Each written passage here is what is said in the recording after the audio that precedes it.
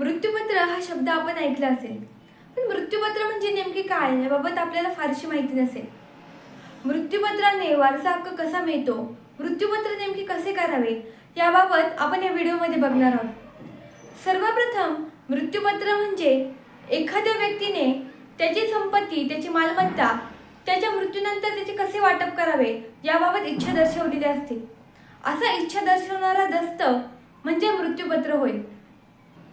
मृत्यूपत्र कसे असावे तर मृत्यूपत्र करताना मृत्यूपत्रात नमूद केलेल्या मिळकतीचे वर्णन समजेल असे असावे। त्याचप्रमाणे मृत्यूपत्रात उल्लेख केलेली मिळकत ही मृत्यूपत्र करणाऱ्याकडे कशी आली याबाबत उल्लेख असावा।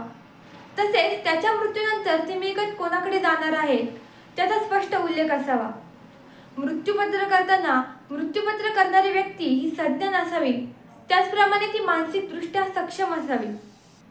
तसेच मृत्यूपत्र हे त्याने स्वतः केले हे दर्शवण्यासाठी मृत्यूपत्रावरती त्याचा स्वतःचा सही किंवा अंगठा असावा।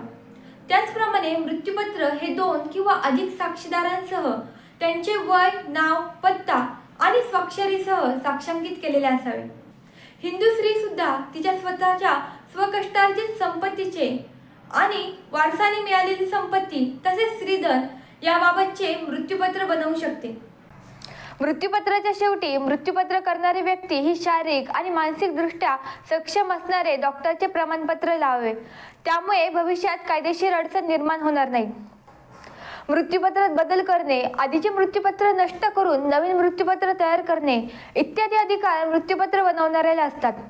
एखाद्या व्यक्तीने त्याच्या हयातीमध्ये अनेक वेळा मृत्यूपत्र बनवले असेल तर त्याच्या मृत्यूच्या शेवटच्या दिनांकास बनवलेले मृत्यूपत्र हे ग्राह्य धरले जाते। मृत्यूपत्राची नोंद करणे हे कायद्याने सक्तीचे नाही, मात्र नोंदणीकृत मृत्यूपत्र करणे हे भविष्यात कायदेशीरदृष्ट्या फायद्याचे ठरू शकते।